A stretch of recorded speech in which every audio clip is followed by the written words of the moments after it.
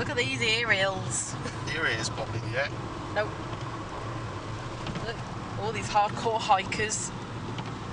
Or as I call them, idiots.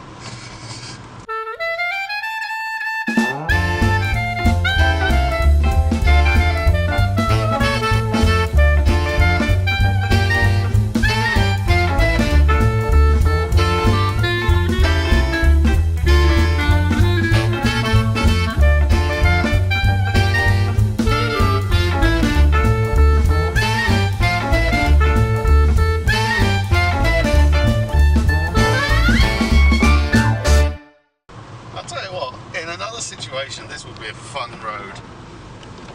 Yeah, when it's like nice, dry and sunny and stuff, it is really nice out here. Yep, here we are. Speedwell Cavern. So we do this one first, are we? Can do. Well, we're here. Yeah.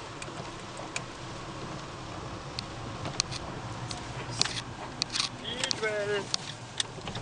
Oh dear. Oh dear. It's a pound display car park. Right. Here we go then. Right, good morning everyone. On a very, very cloudy day. The best day of the year, week. This best is the day of the year, yeah. No, this is the best day of the week so far, believe it or not. And we are waiting to go into Speedwell Cavern and afterwards Peak Cavern, otherwise known as the Devil's Arse. I've always wanted to crawl up the Devil's Arse. I know you have. So yeah, we're just waiting for our tour to begin, which will be shortly, and we might be able to take you along, but we'll certainly at least take some pictures. So yeah, see you in a bit. Quite a lot. This boat was very heavy, it's 2.5 tons. It's going to make some loud bangs. But nothing to worry about.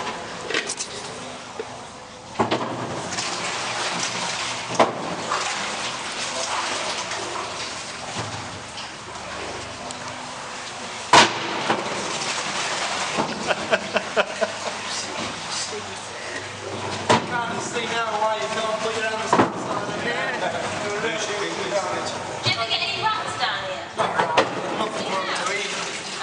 No easy way in and out for them. Yeah, very few things living down here, to be honest, because there's nothing to eat at all. Do you like spiders? No. No? There's a lot down here. Not in this tunnel, further on in the system, but the big spiders. But they only live in limestone caves. We won't have to go in there, will we? Oh, no, no. Oh, okay. Absolutely huge. Like, you think of a big house spider, how big's that? Yeah, still terrifying. These are sort of like that at least, and they're massive, massive black things, like hairless tarantulas, just a bit smaller. Oh dear, to cry. That's pleasant. Yeah. I've never seen any in this tunnel. How does this boat power on? Electric motor at back. Oh, okay. You did charge the batteries, didn't you? Honestly, it's happened before. People forget to turn charges on, and the next day they just gradually die. Has this always been flooded? Always been flooded, yeah.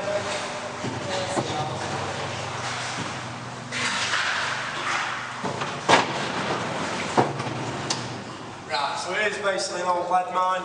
It opened in 1771, closed in 1791 due to being a financial disaster. Over the 20 years they lost about £10.5 million in today's money. Quite a lot of money as well as the lives of 1,600 miners. So there's a lot of casualties down here. Over 20 years a massacre is considered 800 people. So they doubled that. And that is bad. Now coming up on your left, just before the next line, very small tunnel to your left hand side. Just down there. Now that's the first vein of lead down here, and that was home to a 5-year-old boy. He worked in there 7 days a week, 12 hours a day. About an hour off on Sunday just to go to church. Now I'm waiting for another boat to come down the tunnel. We're going to meet him roughly halfway, and then we'll go into a bit of a classic place. It's quite low to watch your head, and we'll all be next.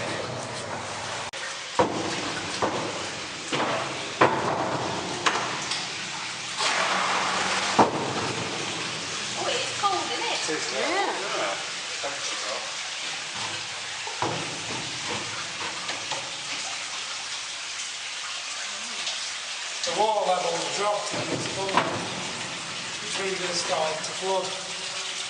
Might get a day off. Hopefully it'll be Friday, Saturday, Sunday in this rain. And that would be fantastic.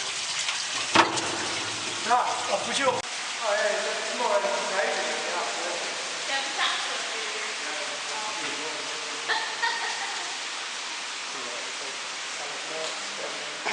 Stand in the wrong place and getting dripped on. You didn't get any other animals in here. Front shrimps. Quite impressive. Isn't it? And that's the tunnel network. We have some down here. Yeah, that's quite fun. We come down and we go forward. Forward is the blind, forward is the sense and the state of the north. What a big hole. I don't like it. Oh, let's look at it. Look right at it. Oh my goodness.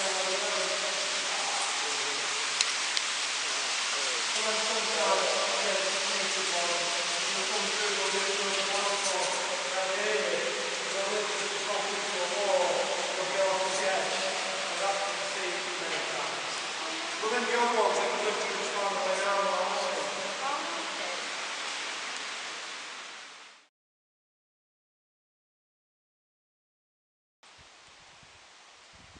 Here we are. I'm glad I brought my business cards with me. I'm actually seriously considering going for it. Yeah. Yeah. Right, we are at the Peak Cavern, otherwise known as the Devil's Arse. And we found out that here they have music concerts throughout the year. So Graham is now in work mode and thinking of giving them his card. And basically, ooh, Work never stops. so this is basically in a gorge. So there's the entrance there, and as you can see, it's home to kingfishers, fish, and ducks. There is a bit of sense of foreboding, isn't it? Because it's like right in the middle of nowhere. But, well, I say that, you've got houses. The middle of nowhere, But just there's- outside a village. Yeah. So you've got the village right there, then you turn around and it's like, okay. Now I know that I didn't film much in the Speedwell Cavern, but that's because it was very dark. Yes. Occasional light flitting past the boat. Yep. But I thought that was a very good experience. I thoroughly enjoyed it. A bit claustrophobic at times. I think we need to get Mr. Gould down there, just for the Yeah, value. Yeah, Josh, I'd like to see you do it. Just getting down those steps I think will be a miracle for you. Right. Oh God. I'm sure this isn't the Haunted Mansion. Right, okay. At least it'll be undercover. Yeah, and it's humongous, so we shouldn't feel so claustrophobic. Right, we'll catch up in a minute. Right, hello again, everybody. Right, we are in the town of Buxton.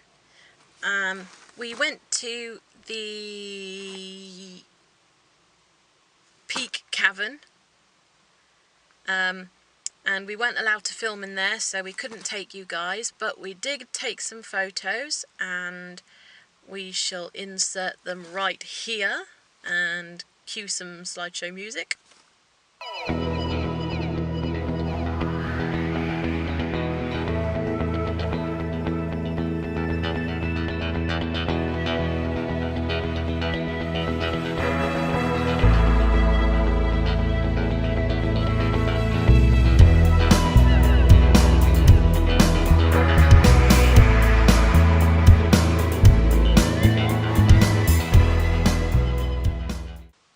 So,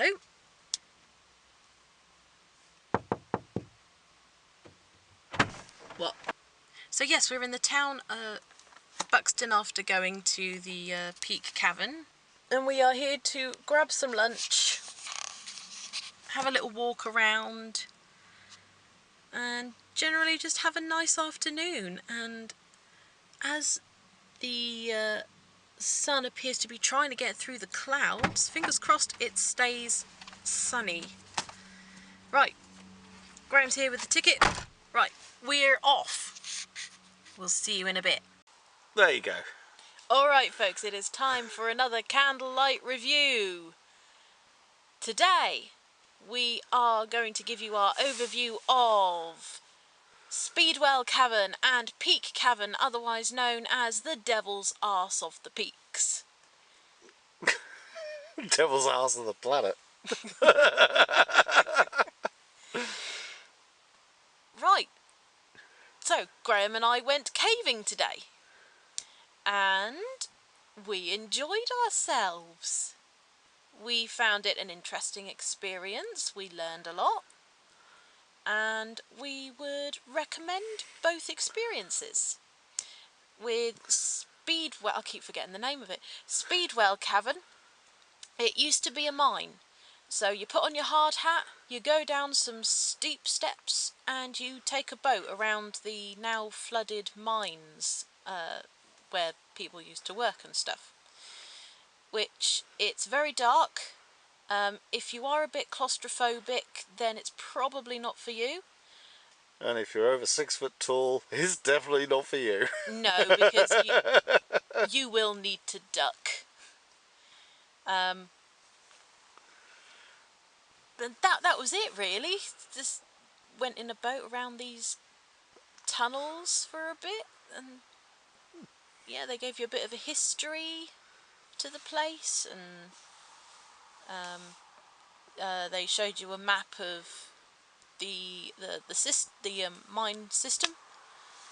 And yeah, that was an experience. And coming up to daylight was a bit of a well, you had to refocus your eyes, didn't you? Sort of it's the same with Peak Cavern as well. There was a little bit of ducking. You will get dripped on, but it's nowhere near as claustrophobic. Again, there's a lot of history there, and well, I'd say probably the more memorable of the two tours, for definite. Yeah, I'd say do it. Go do it. Okay, Speedwell Cavern. It's an underground boat ride. That's what it is. It's a tunnel. I'll say it is. You could understand why people would have a claustrophobic attack down there. Obviously, there appears to be no need. It's perfectly fine. Steps down, pain in the backside, because if you are taller than a duck, you can't get down the stairs without ducking, and it's not a naturally comfortable position. Coming back up the stairs, which you do have to do, it's not so bad because you can just lean forwards, and you're in the direction of travel. It's fine. But they are steep steps. They are steep steps, and they're not even, which is, there's a lot of devil's steps there. The other caverns, the Peak Caverns or Devil's Arse, I would say better of the two. Purely for the sense of scale there. You take a long walk into these caverns, and you get a sense of, excuse me, you get a sense of being like deep into the cave. You experience that temperature change between normal air and cave air, which is... I didn't feel it, no. That's the thing, because there wasn't a major difference between the two, but there was a difference. I couldn't feel a thing. Today, outside was probably about 12 degrees, and the caves are about 9 or 10 as a constant. So it's not a huge difference, but there is a difference. The caverns are quite spectacular, and I honestly think that of the two, Devil's Arse was the better experience. But certainly Speedwell is something to experience. Just this whole thing of sitting in a boat going down the cavern. it gives you a little bit of appreciation. If you do Speedwell and then do Devil's Arse, it gives you some appreciation for some of the stories that they will tell you about the peak caverns, such as, you know, the coffin type boat that you would go into the cave with prior to the tunnel being dug for Queen Victoria. Now, that let's face it, the Speedwell Cavern trip is nothing like as claustrophobic as that boat would have been, but it gives you a little bit of an idea when you hear about it. It's like, oh my god, it's going to be like that, even worse. Therefore, worthwhile to do it in that order, I think. Good caves, nice to see a good cave. Yeah, I think what we will do in future, next time we're in the area, is go round some of the other caverns, because there are quite a few. So yeah, those are our 2 cents, and that was our candlelight review. If you liked it, you can see our one for last night, which was highly professional there. Yeah, I know. What did we do last night? It helps when you can remember. Restaurant. Oh yeah, yep. You can see our review of the Alton Towers roller coaster restaurant, and yeah, I hope to do more of these in the future. Right then, folks, I'm signing off. We will see you in the morning, or whenever we see you, we'll see you. Bye. Oh, cocknobs. Oh dear. Welcome to another candlelight review. Tonight we are going to talk about our day in the city of Manchester and tell you about our exploration of the Museum of Science and Industry, as well as the Imperial War Museum. And tonight... North. Imperial War Museum North. Yes. I stand corrected. I apologise. So we're going to start with Lord Graham himself. Hello, dudes. Very lordly greeting. Well, what can I say? Manchester. It's a city. It's slightly unusual. It has trams, which makes crossing the road doubly perilous. And but that said, you know, it's comparative to the London Underground. Something we've experienced a lot. Not as quick as the London Underground, just as noisy, if not more so, and cheaper, actually. I mean, I'll tell you what, the best thing about Manchester is the fact you've got the Metrolink system, which includes the trams, which a day Roma ticket was like £5 each, which is pretty damn cheap to get anywhere from Manchester Airport to the opposite end of the city. That's bloody good value, really. Typical, you know, you're talking nearly 10 quid, I think, now for a Roma ticket on the London Underground. Something like that. So that's kind of that's really good value.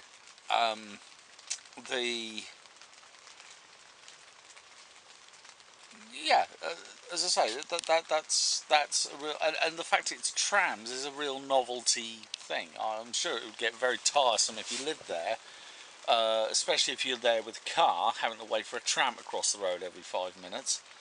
But it served us well today. The Imperial War Museum was surprising. North. The Imperial War Museum North was surprising. It was nice to go to Media City, which is right next to the museum. Media City was nice. Josie even spotted one of the newscasters coming out of the BBC building I missed it. She never pointed it out. I don't know why. Nothing to make a fuss over. No, there's nothing to make a major fuss. It was like, oh, there's such and such news reporter. I probably wouldn't know who she is because I don't watch BBC in the mornings. But there you go. The Imperial War Museum was... There was one thing that surprised me. I mean, I've been to the Imperial War Museum in London, and it's very World War I centric. You know, reconstruction of trenches. We know that some of the Blackadder Goes Forth series was filmed there because of the reconstructed scenery. What I wasn't expecting was the modern element. You know, it documents things with the Gulf War. It documents Blair and Bush. It documents 9/11, and even has, quite disturbingly, some of the steel framework from one of the World Trade Center buildings as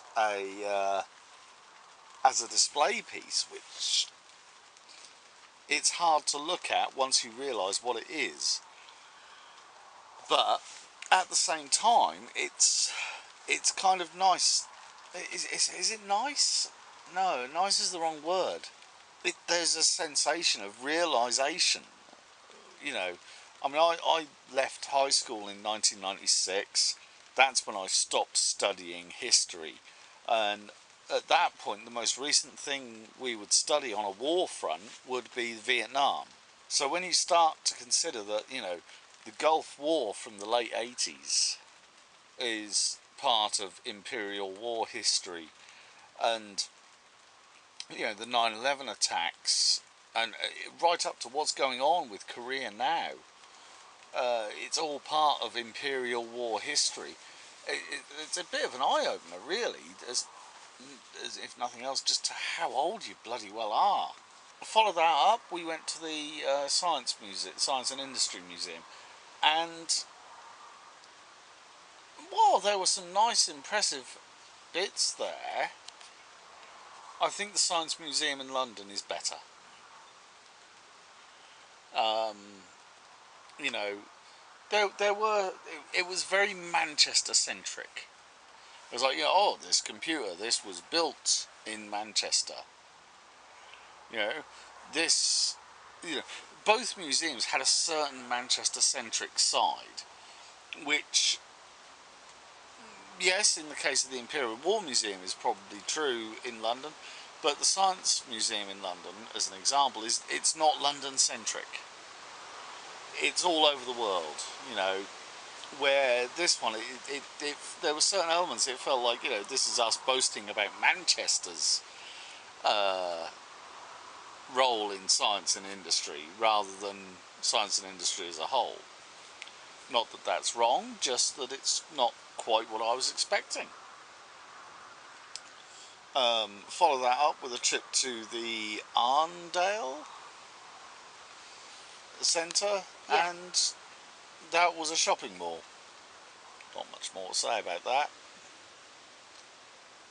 So yeah, that's my review of Manchester. It's a city, it has museums, it has a shopping mall or two. My thoughts on the day, I suppose. The Imperial War Museum North I found very interesting. All the different artefacts that were there, the fact that it looked at all aspects of war. So you had not just the fighting in the trenches and the battlefields, but how people dealt with it at home, as well as how the war was fought in other countries. There wasn't so much an emphasis on it, but there was stuff there. And as Graham said, it covered wars all the way up to the 1980s Gulf War. And then with mentions of the more recent war on terror, I should say, technically, And like Graham, when we saw the piece of World Trade Center, that was actually, I found that difficult to look at, and I can't put my finger on why. Yeah, the World Trade Center is something that we watched unfold Very true. live on television, in memorable history of our own lives. What I'll also say about the War Museum is that they had quite a bit of Nazi paraphernalia. Sort of there was this whole wall dedicated to Nazi Germany and the symbolism behind the eagle emblem, and why they chose the swastika as their, well, I suppose their main symbol, I suppose. And there were video, or were they videos? Well, yeah, there were videos projected on the walls. There were video presentations. That's it, at certain presentations. times. Yeah, video presentations dotted around the walls. There was one really quite big one, but we missed a lot of it. Yeah, we were walking around, because you can walk around as it goes on, you see. It covers the whole centre display. Yeah, it does. So, yeah, so while there's not so much to see and do, I mean, we spent about an hour there, which I thought was quite ample. And when the Science and Industry Museum, yeah, there is quite a focus on Manchester, but that's because that is where industry comes from. Well, it's certainly the cotton industry and the hydraulic industry, yes. Yeah, the textile industry as a whole. Yeah. A lot of it started in Manchester, so that's why it's quite focused on it. And yeah, so many scientists have spent time up here. You know, it seems to, including Alan Turing. But yeah, just the although we did enjoy looking at the trains. Yeah, there were a couple of trains. Yeah. There were a couple that are undergoing work at the moment, so maybe we'll come and have a look at those when they're up and running. We did enjoy the experimental floor, which was the actual proper sciencey bit, which it says that it's for all ages, and it means for all ages. So You took a bit of video of me in the musical lights interruption bit, didn't you?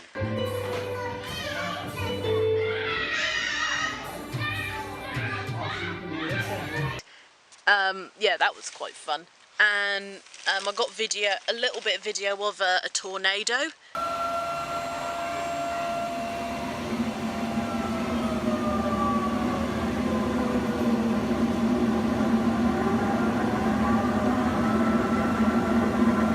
Which I thought very apt considering what's going on in America right now. I found that floor was my favourite because that was so interactive. A lot of it, yeah, it was kind of your middle school to early high school science, but doesn't mean it was any less fun, and the upside down goggles were quite funny. I enjoyed that bit. I think I did quite well on that. Yeah, I thought I did quite well. You went off the track a little I bit. did, but I got back on it. Yeah, eventually. You know, I didn't like try and go where the goggles didn't want me to, if you know what I mean. Yeah. I didn't try and tear them off the pole. I did, but only because you didn't wrap the thing for me, and I was just like going round and round the maypole. Yeah, that was good. But yeah, it's a nice little museum to walk round if you're up there. And yeah, and I thought Media City was nice. I did enjoy the tram system. I do prefer it to the tube. Mainly because you can see what's going on. Yeah, you can see what's going on, and also because all the trams are new, they're still clean. Only time will tell what will happen to those in future years. But yeah, I've been up to Manchester a few times before. The Arndale shopping centre. Yeah, it was just a shopping mall, whichever you prefer to say it. But yeah, I enjoy Manchester as I always have, and I hope to see it again very soon. Right, we'll wrap it up for today. Thank you very much for joining us. Oh, shut up. Thank you very much for joining us, and we'll see you at the next candlelight review.